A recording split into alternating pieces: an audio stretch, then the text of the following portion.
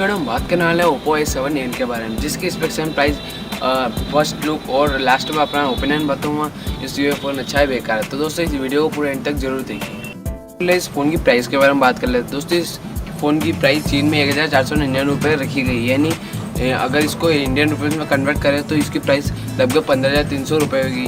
अभी तक कंपनी की तरफ से कोई ऐसी जानकारी नहीं है जिससे पता चले कि ये फ़ोन बाद में कब लॉन्च होने वाला है। जाते इस फ़ोन के फर्स्ट लुक पर, दोस्तों इसमें आपको 6.20 इंच की बड़ी डिस्प्ले देखने को मिल जाती है। इसमें आपको 16 मेगापिक्सल का फ्रंट कैमरा दिख जाता है, जबकि रियर कैमरा 13 प्लस 2 मेगापिक्सल का आपको 2 कैमरे इसमें दिख जाते हैं। उनकी डिस्प्ले का रेजोल्यूशन 720x1520 पिक्सल है। दोस्तों इस फ़ोन की और बाकी कुछ स्पेसिफिकेशन के बारे में बात करें तो इसमें आपको 2.3 गीगाहर्ट्ज़ का ऑटो कोर प्रोसेसर देखने को मिल जाता है। साथ ही में इसमें 4 GB की रैम है। ये एंड्रॉइड के 8.1 OS वर्जन पर चलता है। स्टोरेज के बारे में बात करें जो कि 64 GB का आपको देखने को मिल जाता है।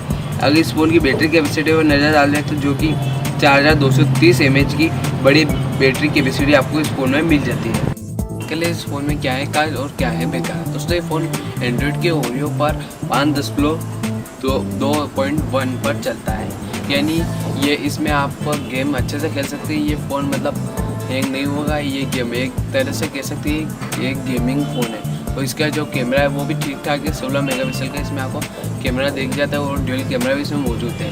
अब इसकी कुछ बुराई के बारे में बात करें, इसमें क्या कुछ कमियाँ हैं तो मेरे हिसाब से इस फ़ोन में जो इसका स्टोरेज है और इसकी जो रैम है वो थोड़ी कम है। 15,000 के लगभग ये इसकी प्राइस है।